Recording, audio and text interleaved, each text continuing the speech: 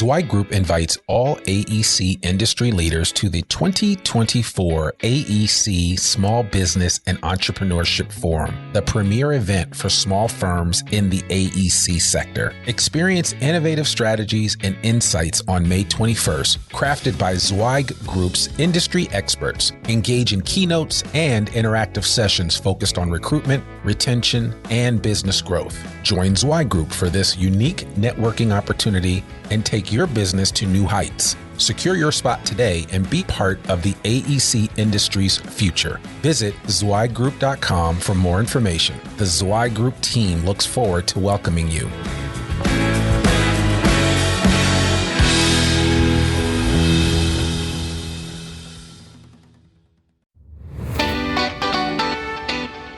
Welcome to the Zweig Letter Podcast, putting architectural, engineering, planning, and environmental consulting advice and guidance in your ear. Zweig Group's team of experts have spent more than 3 decades elevating the industry by helping AEP and environmental consulting firms thrive. And these podcasts deliver invaluable management, industry, client, marketing, and HR advice directly to you, free of charge. The Zweig Letter Podcasts, elevating the design industry one episode at a time. Hey folks, and welcome to another episode of the Zweig Letter Podcast. It's Randy Wilburn, and I'm back. Yes, this is actually the second episode that I've done since I came back and we resurrected the podcast. A big shout out to Chad Kleinens and Christy Zweig Niehaus for agreeing to do this and for us bringing this back. And I think now more than ever before, we need to be sharing as much information as we can in the design industry. Well, we need to be sharing information, period.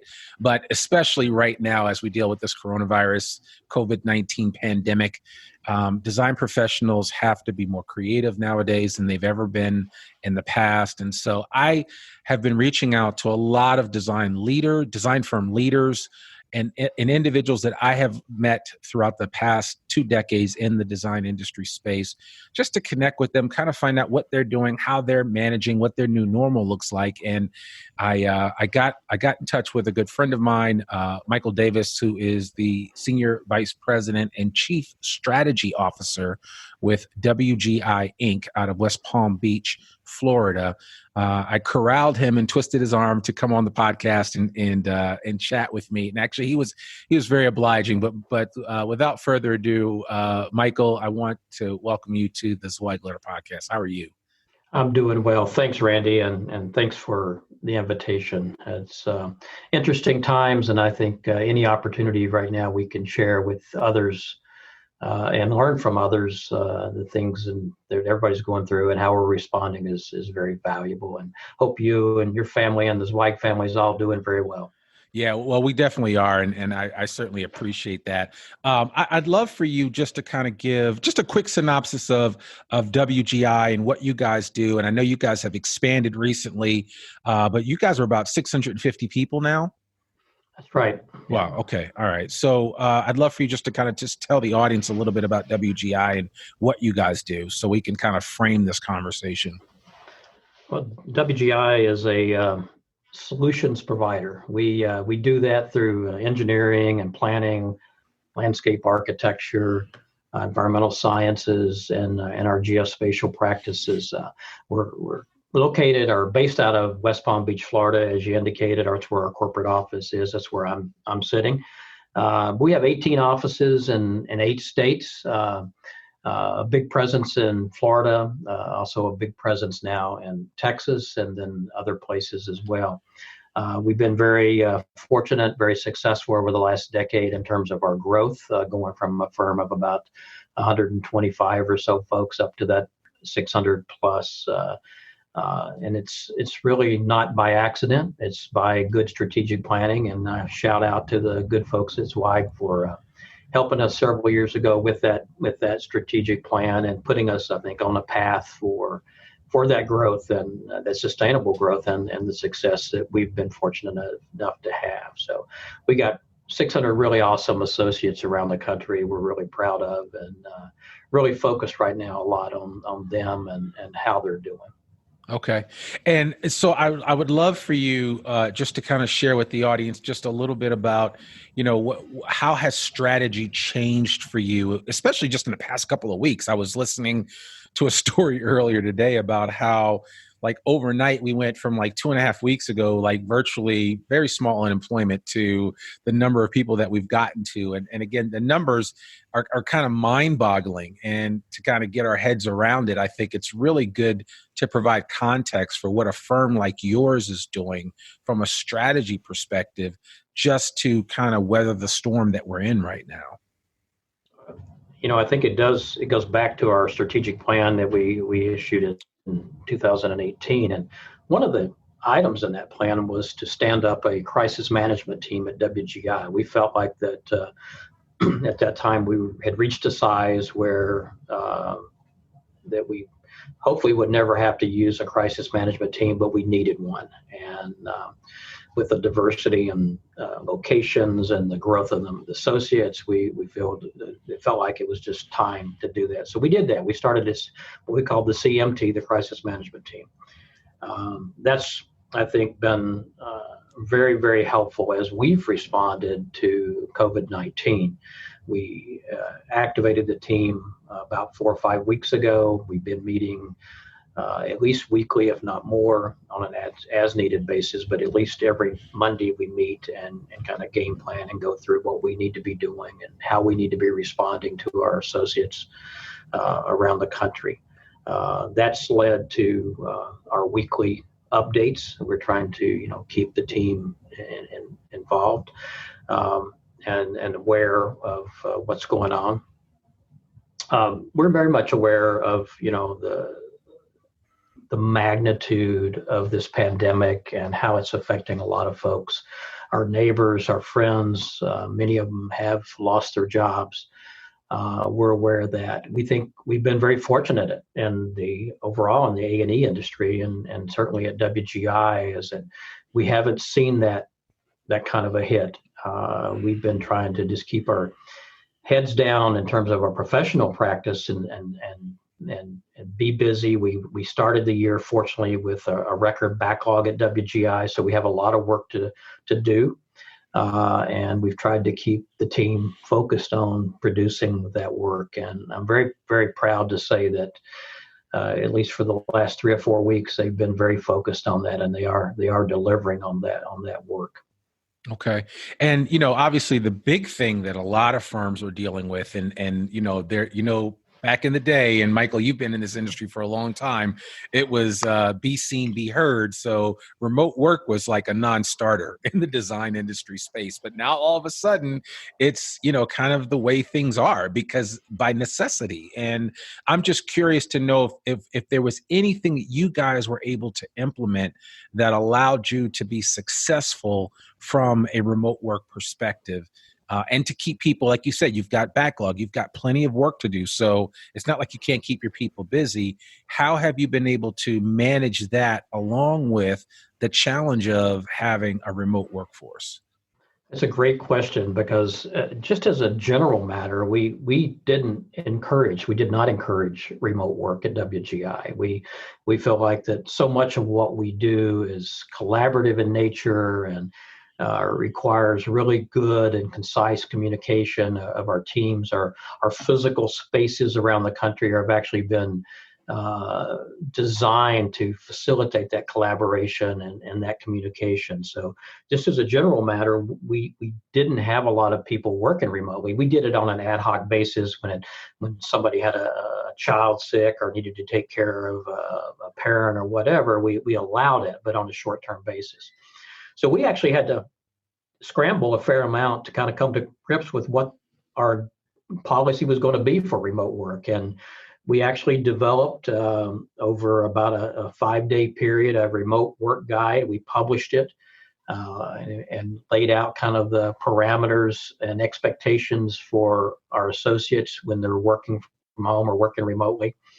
And it's been well received. That's one of the things that the crisis management team at WGI has been able to do, is to very quickly mobilize and produce these very important documents. The remote work guide was one of those, and I think it did a good job of saying, we trust you, we know you're professionals, we know you'll do a good job, but here are some things that you really need to think about when you're working remotely, and also providing some tips and things like, you really do need to take breaks, you really do need to get dressed and act professional. Shower is awesome.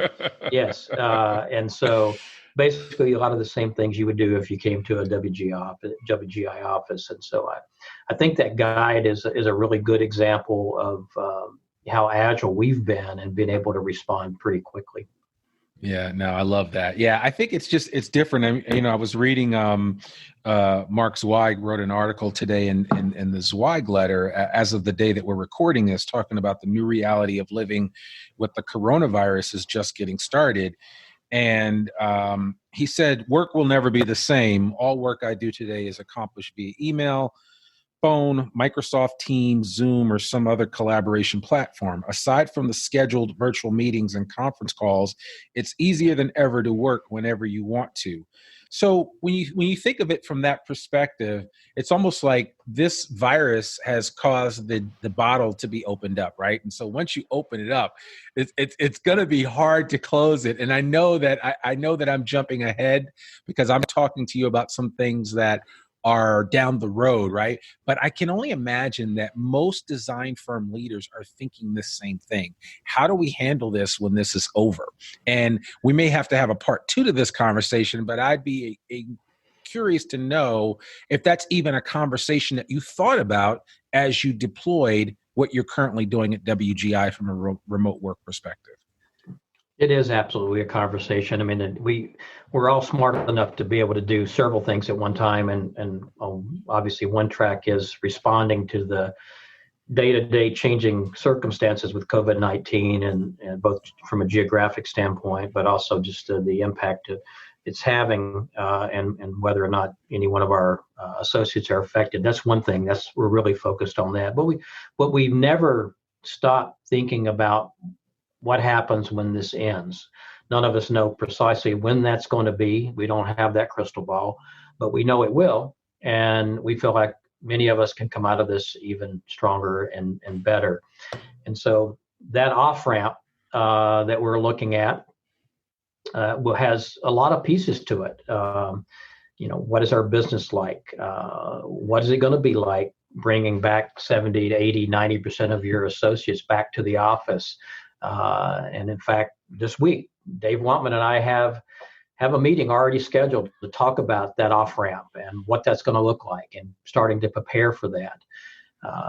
It's my view that, yes, we have the technology, we have the capability to facilitate remote work. And that's something that I think is, that I would offer up to my peers is that, WGI has always invested in really good technology and making that investment. And that has paid off more than I can even say here on this podcast because we were ready. Yeah. We had the technology. We could set people up at home. It's been fairly seamless and in many ways they're doing, structural design projects. They're doing geospatial type analysis with point clouds and for the most part, it's been fairly seamless, and so that's part of that investment in the technology. But at the end of the day, Randy, I think that we're still a business where collaboration among teams, particularly multidiscipline teams like WGI has, is important, and I don't think we're going to jettison that completely and for remote work.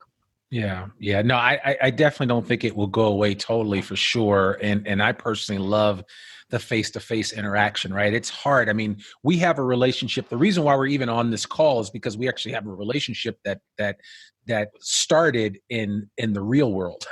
And now we're in a virtual environment here where you're like, yeah, you know me, I know you. So certainly we'll come together. But the real question will be down the road is how do we take it outside of a virtual domain to the real flesh connection? Because I know, like you said earlier, you're an extrovert, I'm an extrovert. We need that connection, that physical connection, in order to continue to do what we're doing successfully. I do think, though, it is demonstrating that it can work, and that it's demonstrating that, we can trust our associates. They're going to do the right thing. They're going to really work hard. And, I think most of them can, on day one, sit down and work from home or work remotely. There's a subset that maybe struggle a little bit with the new environment and sorting out the technology and how to do it and how to be focused. But I think they generally they'll work through it and get it as well. I think what it does going forward, once we get past this pandemic, is it will allow more flexibility for remote work for circumstances like having a new baby, for example, or some things that will be, I think, much more inclined and much more comfortable with going beyond that, just simply very short-term ad hoc, perhaps, to something a little bit more than that. Yeah, absolutely. So switching gears just quickly, I would love to know what you guys are doing with regard to what have the conversations been like with your clients? I mean, I'm sure your clients are obviously they're impacted in the way that they're impacted, just like you are. But I'd be curious to know what those conversations have been like with the clients. Are they, making sure that you guys have all hands on deck based on whatever their needs are? Because I've been aware that a lot of construction projects, most construction projects are all considered essential services. So there are people out there working on a regular basis at construction sites everywhere, some of which you guys are a part of. And so I'd be curious to know what have you guys been hearing from your clients as they are dealing with this pandemic? That's another good question. And, I guess start with the baseline. At WGI, about 70% of our clients are public clients. Okay. So that's important in this and how we answer that. But let's shift for a moment to the private side. And so the 30% private, we haven't seen a lot of changes. There have been a few private clients that have said, pump the brakes a little bit, and apologize for the race car analogy here, but pump the brakes a little bit and slow down, and maybe we're going to defer this until we can see our way through this. But that's a lot of our private clients are simply just moving forward on the schedules that we have and in our contract and are not doing that. And in fact, some private clients are asking for proposals right now. They're looking at this as an opportunity to get some things done that maybe they couldn't have. So we're seeing a little bit of a slowing down, but it's pretty minimal right now. Okay. On the public side, a great example is the Florida Department of Transportation, which is our largest single client at WGI, and they're asking us to expedite design on existing design contracts we have. They want to get these projects ready for construction.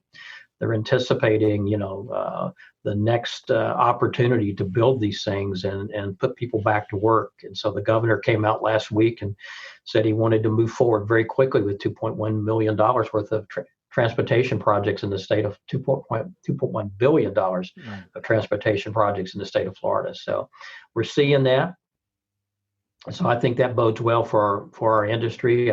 I'm trying to be optimistic about the potential for a federal stimulus on infrastructure. We need it. There's a lot of pent up demand on infrastructure. Obviously, maybe a little biased, but I think it's credible to say that it's a good investment. We're going to pay now, or we're going to pay a lot more later. So we might as well do it now when we need to put these people back to work. Yeah, no, I agree with that 100%. Would those sentiments be shared even with what you've been encountering with your clients that are over in the great state of Texas as well? Texas and Florida are two really dynamic states. And I remember working back in the day with Carter and Burgess and how much TxDOT ruled the land, and they still do to this day, and just like FDOT does in Florida. But are you kind of feeling the same thing there in Texas? Yeah, I think we are, and even on the private side, there, reports we're getting is that we're writing more proposals every day on the private side, even, and we'd expect TxDOT and certainly the leadership in TxDOT and the governor. They obviously understand the value of putting people back to work and using infrastructure as one of the ways to do that. Yeah, absolutely.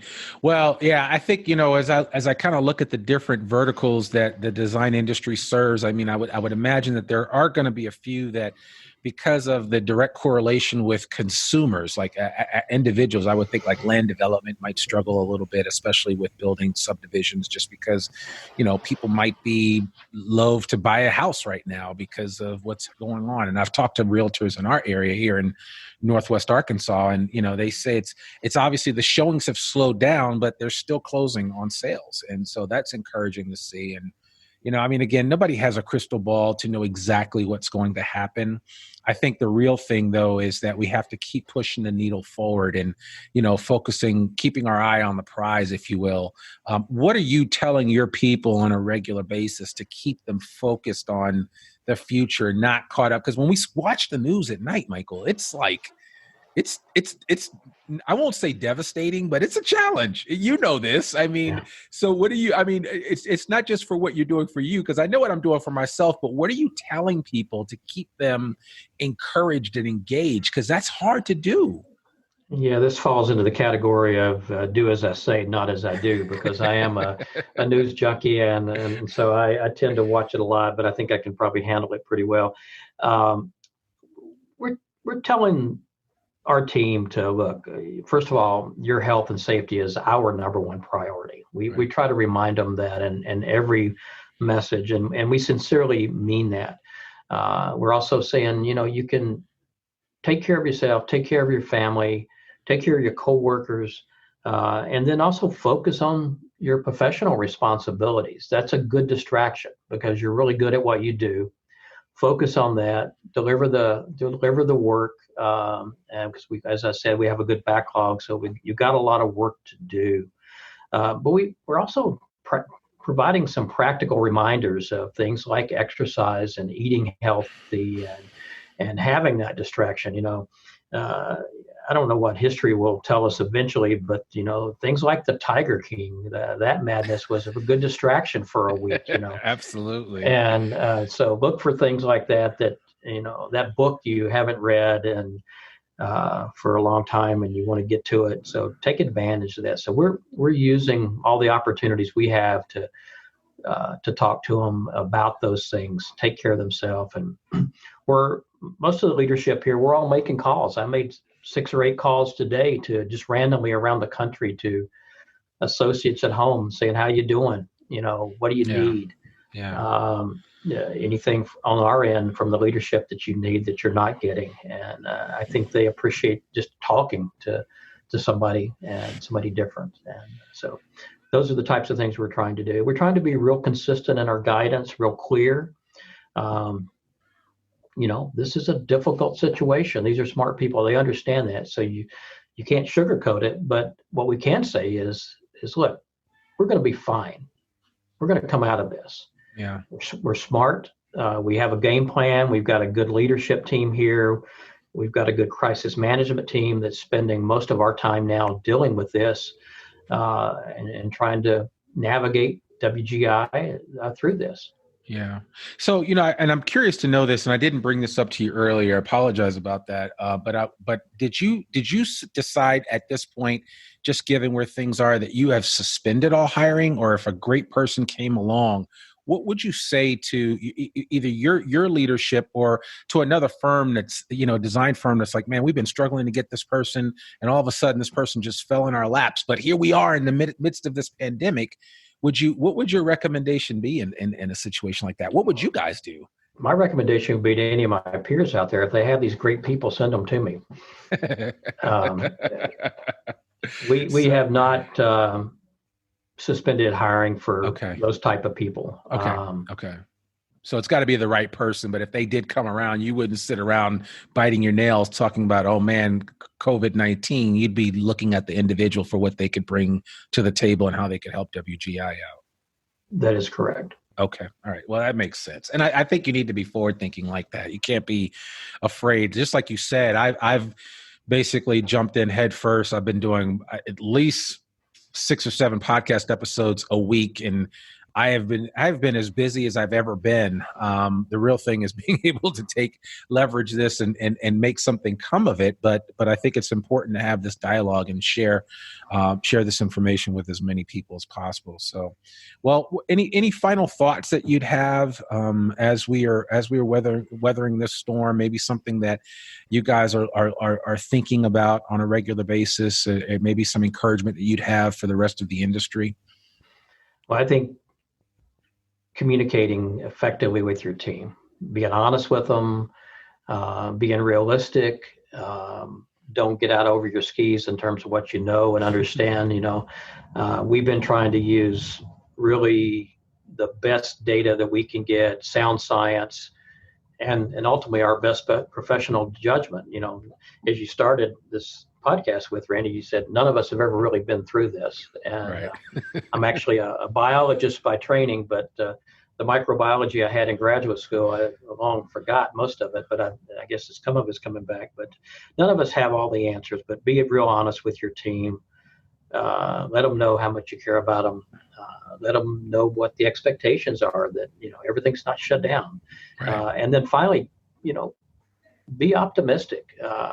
We have every reason to be optimistic. We're gonna get through this. Yeah.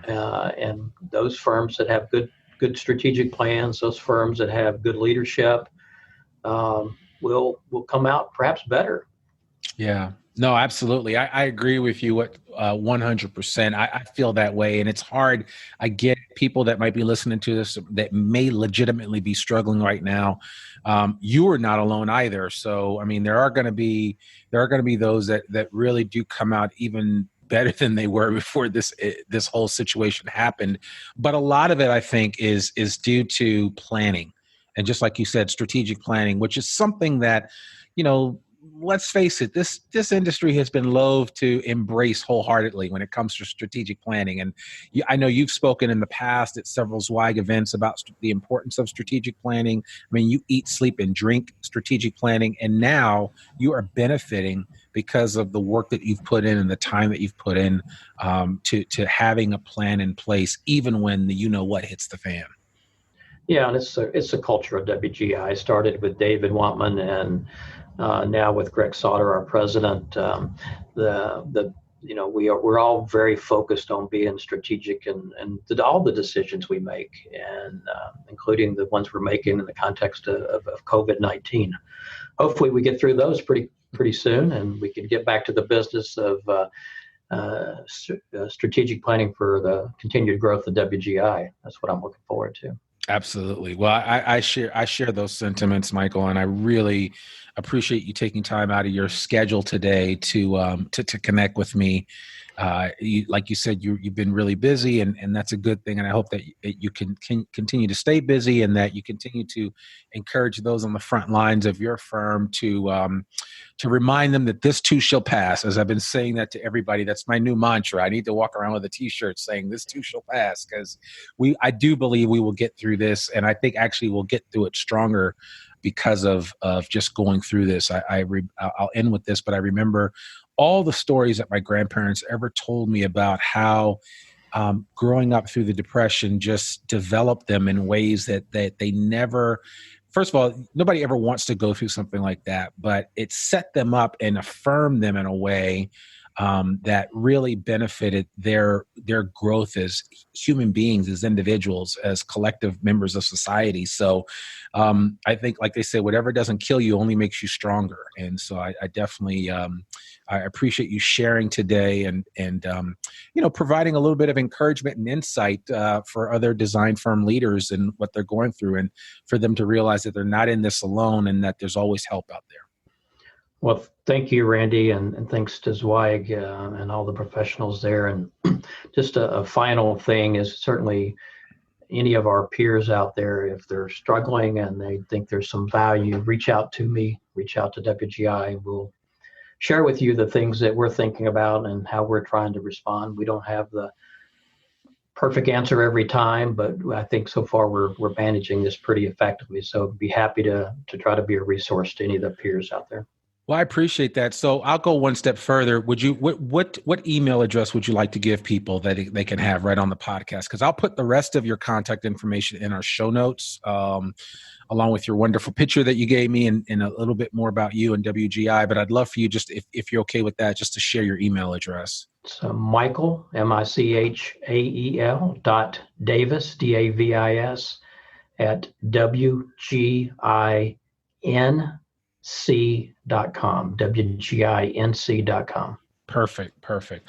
Well, there you have it, folks. Michael Davis, Senior Vice President at WGI. So excited to have him on the podcast. He's actually, Michael, I don't know if you knew this, but you were somebody that I've been wanting to get on for a long time. I've had David on a couple of times, and just tell him that I always appreciated having him on, but having you on has been extra special. So thank you so much. And I appreciate all that you're doing and continue to do, not just for Wantman, but for the industry as a whole. Thank you, Randy. Appreciate Have a great day. Be safe. Hey, you too. Well, there you have it, folks. Another episode of the Zweig Letter Podcast. I'm excited. I'm so glad that I had a chance to finally connect with Michael, and I just really appreciate just the words of wisdom, the words of encouragement that he had to share, and the words of strategy. So I hope this helps you. I know we're all in this together. One of the things that I'm trying to do, especially during this coronavirus pandemic, is to bring you valuable information and valuable conversations that might help you in some of the things that you're currently going through with your design firm. So whether you're a design firm leader or if you're a frontline individual, what you're going through matters to us here at Zweig Group, and we certainly want to help you any way that we can. As always, you can always reach out to me, Randy, at R. Wilburn at zweiggroup.com, and you can check us out online at zweiggroup.com. There's a lot of information. We even did a coronavirus survey, which has gotten bigger and bigger and bigger. We talked about that in the last episode. So really want to encourage you to check that out and check out any resources that might be available to you online at zweiggroup.com. That's all I have for this week. We will see you really soon with another episode of the Zweig Letter Podcast. You guys have a great day. Be safe. Thanks for tuning in to the Zweig Letter Podcast. We hope that you can be part of elevating the industry and that you can apply our advice and information to your daily professional life. For a free digital subscription to the Zweig Letter, please visit thezweigletter.com/subscribe to gain more wisdom and inspiration, in addition to information about leadership, finance, HR, and marketing your firm. Subscribe today.